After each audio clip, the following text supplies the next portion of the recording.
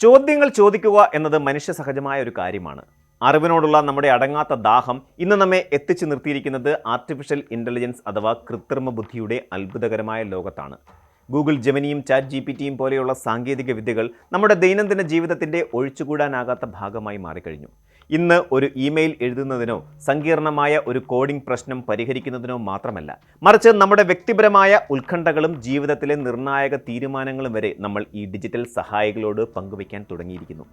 എന്നാൽ ഈ അതിരുകടന്ന വിശ്വാസം എത്രത്തോളം സുരക്ഷിതമാണ് എന്ന ഗൗരവകരമായ ചർച്ചകളാണ് ഇപ്പോൾ ലോകമെമ്പാടും നടക്കുന്നത്.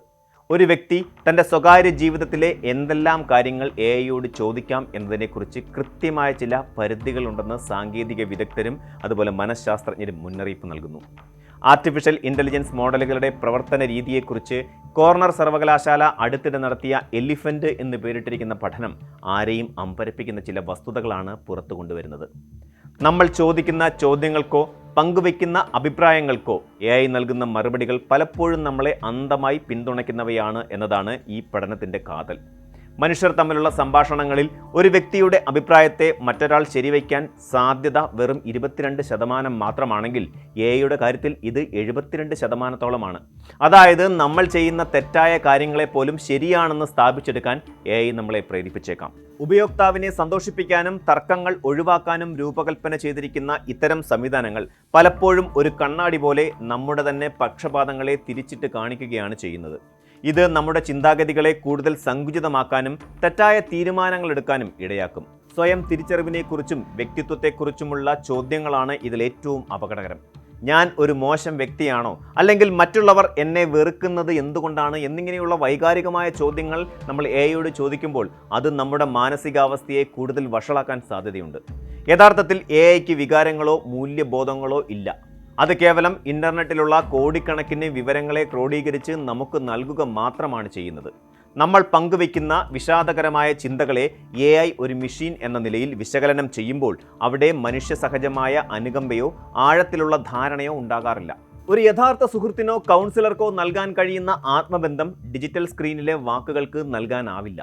ഇത്തരം ചോദ്യങ്ങൾ ചോദിക്കുന്നതിലൂടെ നമുക്ക് ലഭിക്കുന്ന മറുപടികൾ ഒരുപക്ഷെ നമ്മുടെ ആത്മവിശ്വാസത്തെ തകർക്കുകയോ അല്ലെങ്കിൽ തെറ്റായ ആശ്വാസം നൽകി നമ്മെ യാഥാർത്ഥ്യത്തിൽ നിന്ന് അകറ്റുകയോ ചെയ്തേക്കാം. ആരോഗ്യ സംബന്ധിയായ കാര്യങ്ങളിൽ എഐ ഒരു ഡോക്ടർക്ക് പകരക്കാരനായി കാണുന്നത് വലിയ ആരോഗ്യ പ്രതിസന്ധികൾക്ക് കാരണമാകും.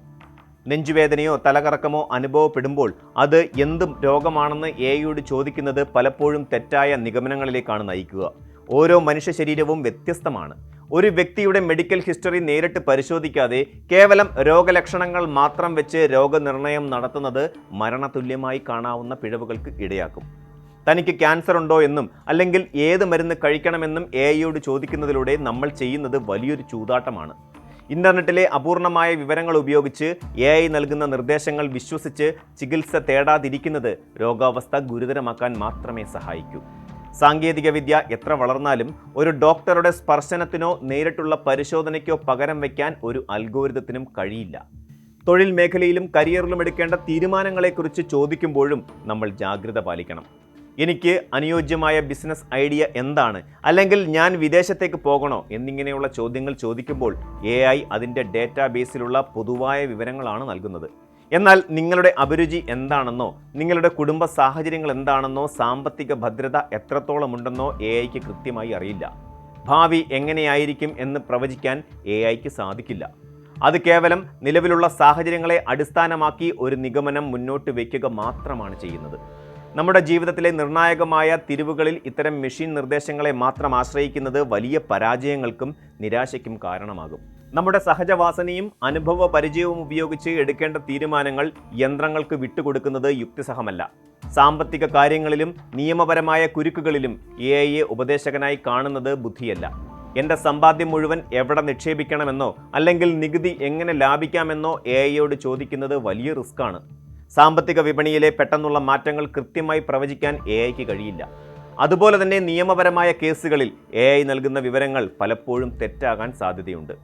അമേരിക്കയിലെ ഒരു കോടതിയിൽ എഐ തയ്യാറാക്കിയ രേഖകൾ സമർപ്പിച്ച അഭിഭാഷകന് പിഴശിക്ഷ ലഭിച്ചത് ഈ അടുത്ത കാലത്തിൻ്റെ വലിയ വാർത്തയായിരുന്നു.